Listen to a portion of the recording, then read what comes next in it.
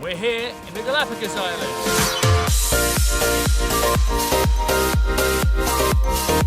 Exploring everything these incredible islands have to offer.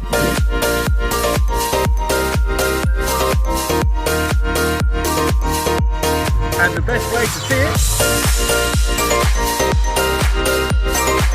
is on a cruise.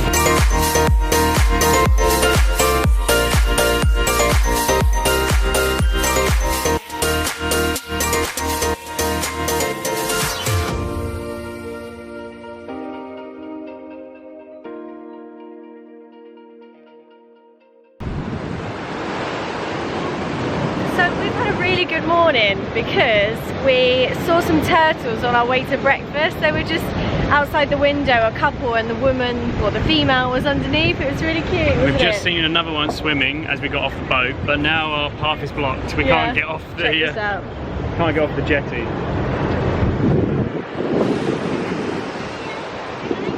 Right, now we're across that obstacle. Today we are here on this island to look at all the different type of animals that we've already seen, plus albatrosses, hopefully. And later we're going to be snorkeling. More snorkeling. We still need to see a turtle when we're actually swimming with it, so Yeah. fingers crossed for that. Yeah, and then tomorrow, hopefully, or possibly today, we might see a hammerhead shark, which is what I really want to see. So hopefully that happens, but let's explore this place first.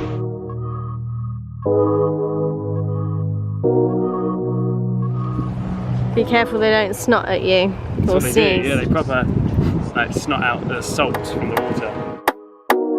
The marine iguanas have evolved a gland which acts as a kidney to extract salt from their blood, allowing them to sneeze it out several times a day. There's so many animals here, we're trying to dot in between them and make sure they don't eat us. Oh, there's another one! The little baby on her belly, it's moving. Oh, she looks uncomfortable. It's like the little one is like, hey, let me get out of here.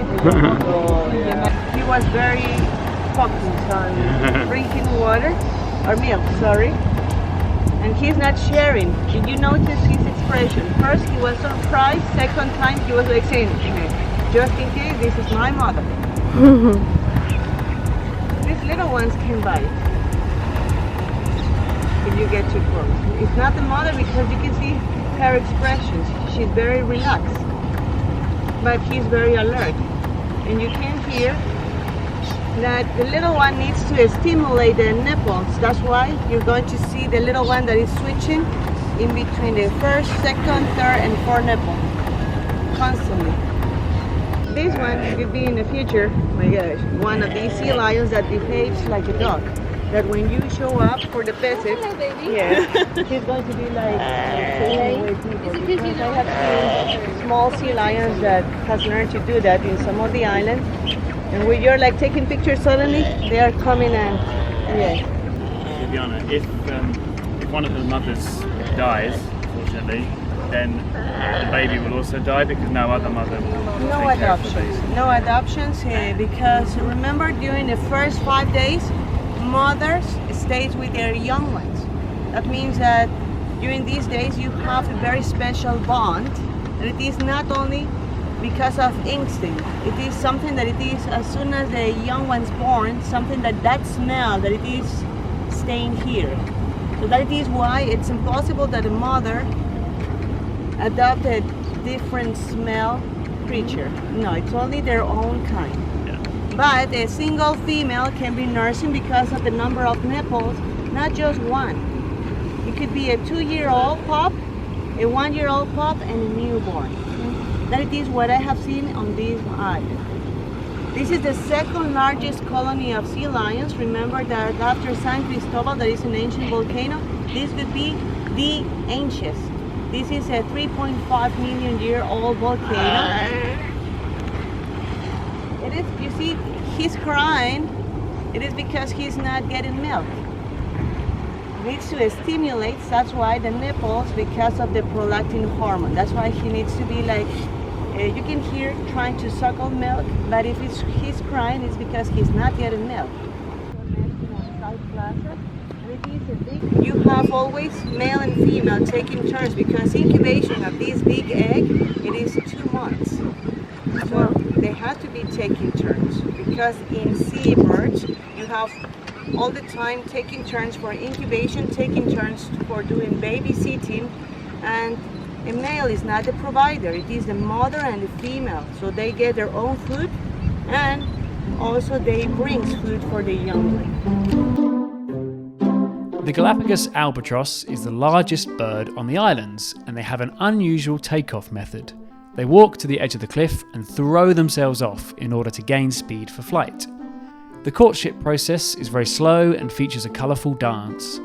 Afterwards, the female will lay an egg weighing 285 grams, and both parents take it in turns to care for it. The newborn chick will grow and live for around 40 years.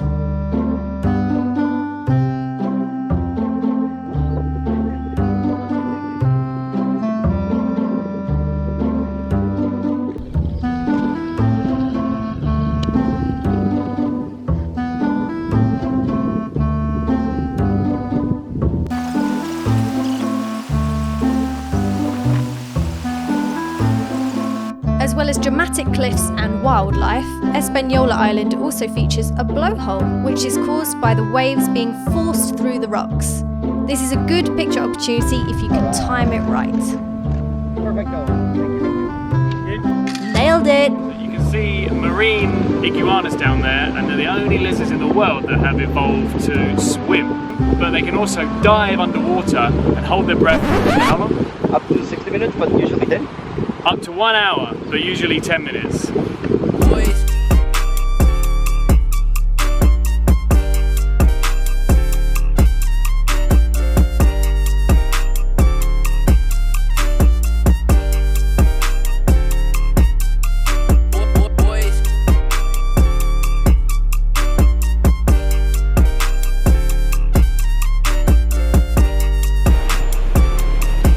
There's one way to cool down. It is a very hot day. I really want to join them, but I mean, I'm not getting bitten by a sea lion. Yeah.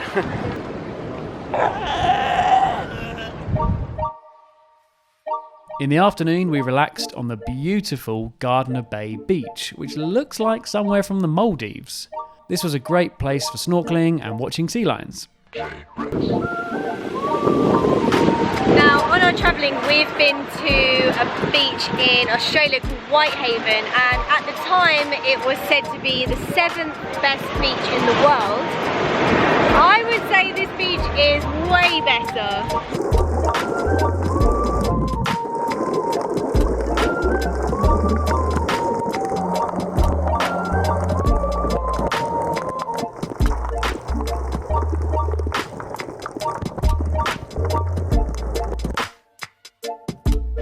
Uptown sunset.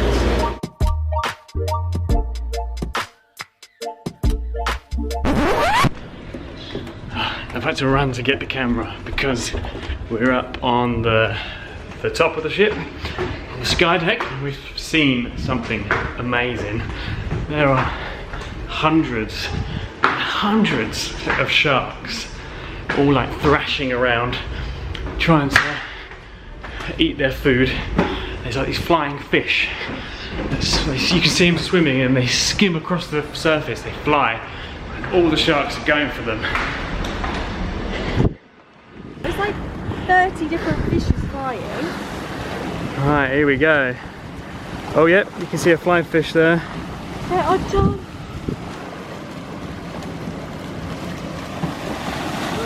Whew. Oh my god.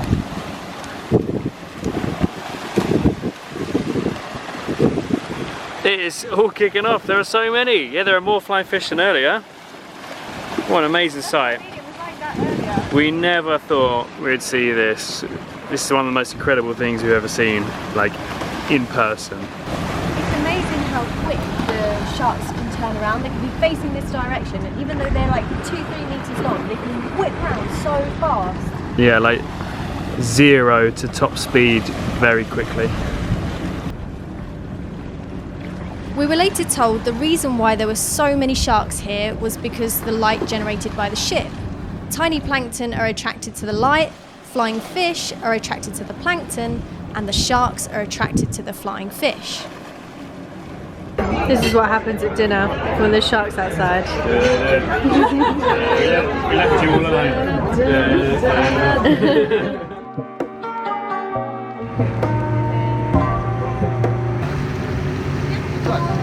Hey, so we are kayaking right now in the middle of the Pacific Ocean. How cool is that? Beautiful day for it. The water is calm, the sun is shining. It's all good. It really is. And Nick used to be a kayak instructor, he tells me. He tells me. Apparently he did it in America, but you know. You're in safe hands. Well, last time we did kayaking together was our honeymoon in Maldives, and we had an argument because I didn't agree with the way he was steering the ship. Good So honeymooning. there we go. But today we might see hammerheads if we're lucky, and turtles. But we're going to be just going along the coast of this island, so let's see what happens.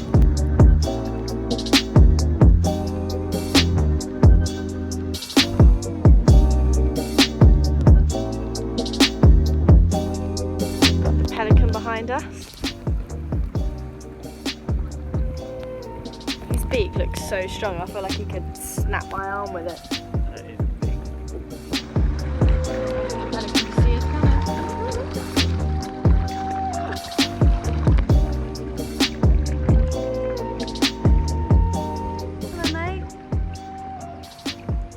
Look at that beak.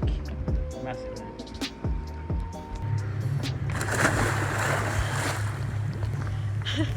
So Nick, what did you think of that? Maybe a new highlight of the trip. I was saying this last night about the sharks, but we just went snorkeling. So far the snorkeling's been alright, but we haven't seen a great amount. But today, wow, like we saw so much stuff. There was like fish everywhere, and the best part, we swam with a turtle, and it was a big one as well.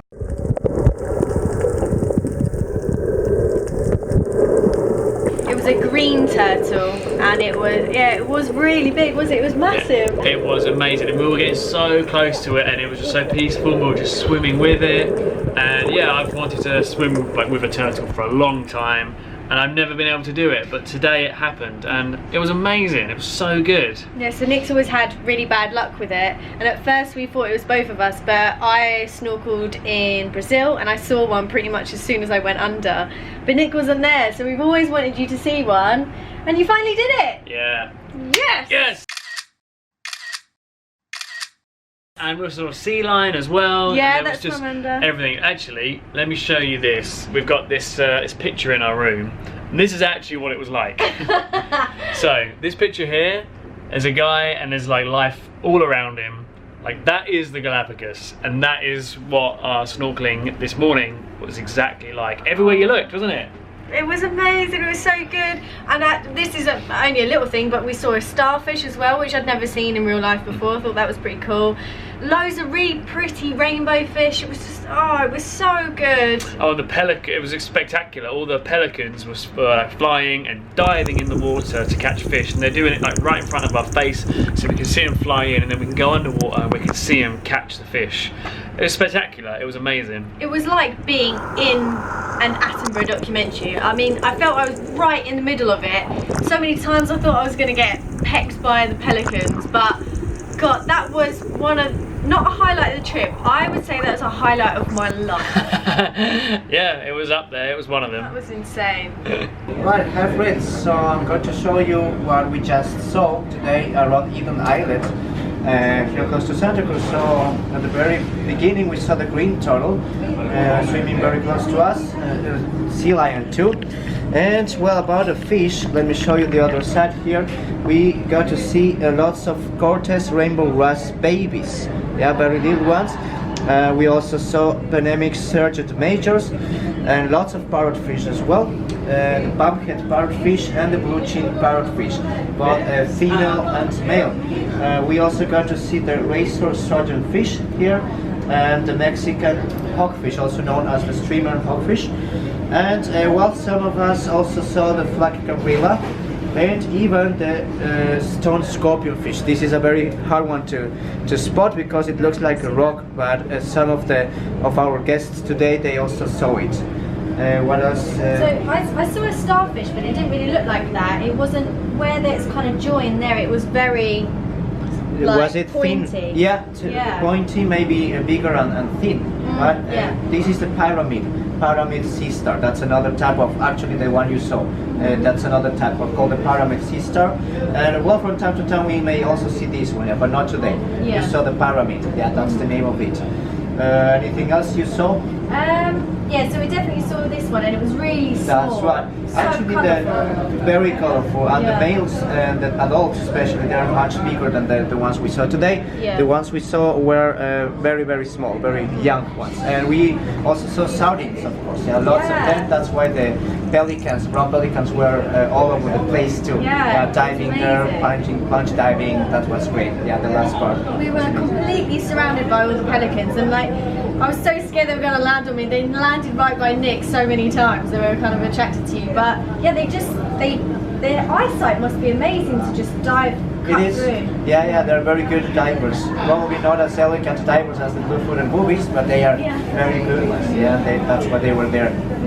And just to talk about the turtle one more time. So this is the green turtle. Green turtle. Its shell was probably about this big, wasn't it? Yes, probably slightly bigger. And well, that was actually a female. Yeah, you can see the tail wasn't that big. And males are a little bit.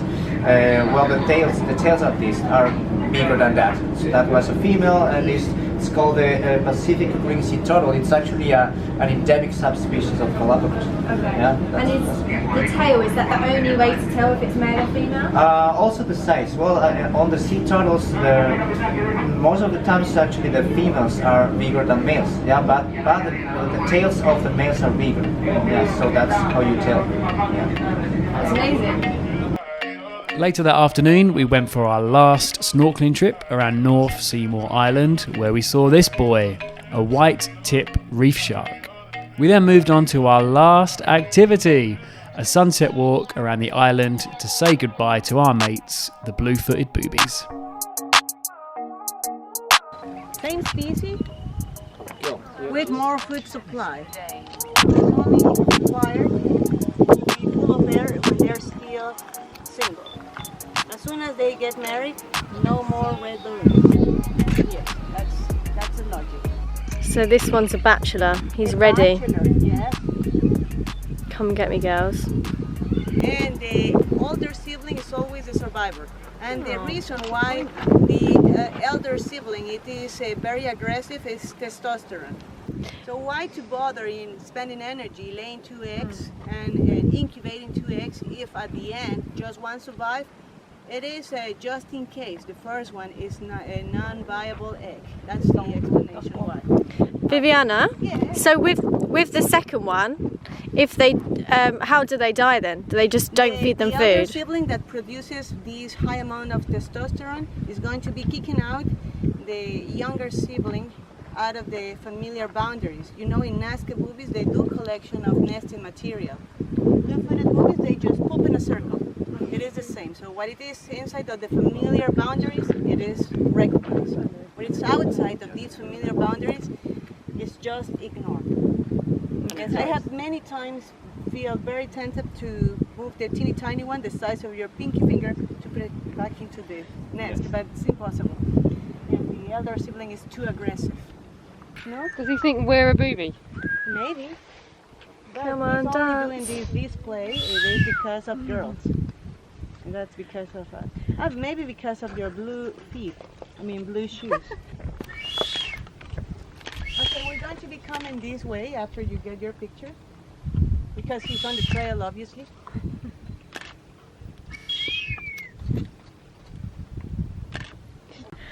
A present. Are you coming? Yeah. Come on then. Come on. You can stay with us. Come on. Oh, I thought he was going to start walking towards them then. Your girlfriend's leaving. Come on. They're going to swap. Yeah, they look purple, don't they? They're swapping. Oh my god, thank god I have freedom. Oh my god, get on it. Keep it warm. Oh. There you go, that's how they make the nest. And watching these two blue-footed boobies care for their young was the end to our Galapagos trip.